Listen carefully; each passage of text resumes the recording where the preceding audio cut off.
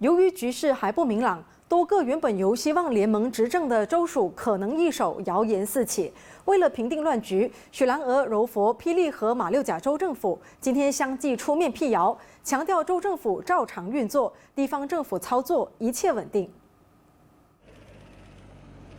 我国第7任首相敦马哈迪医生一连抛下2枚震撼弹，让政局陷入不明朗状态。多个州属可能变天的谣言更是甚嚣尘上。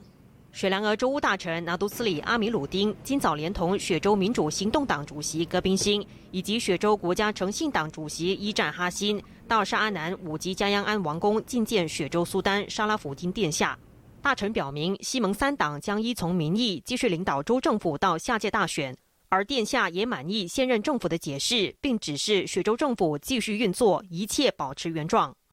Semua berjalan baik, Selangor stabil, jadi MB akan keluar kenyataan rasmi kejap lagi ya.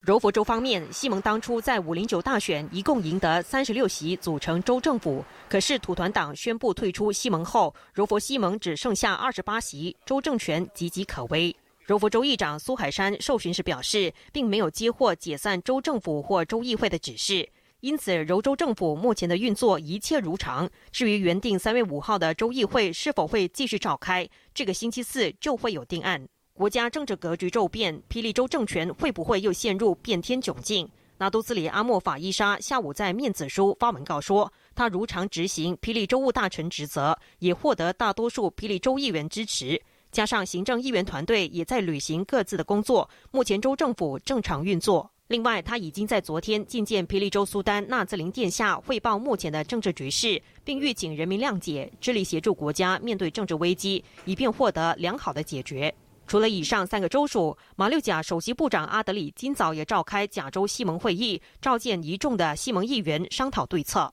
在这之前，他早上在面子书贴文感叹，虽然时间很短，但已经尽力为州子民谋福祉，舒缓人民蒙受饥饿、罪孽和悲痛之苦，并感激各方给予他机会领导马六甲州。西蒙虽然分崩离析，但沙拉越政党联盟表示会与敦马同在，全力支持他继续领导国家向前迈进。马新社电视综合报道。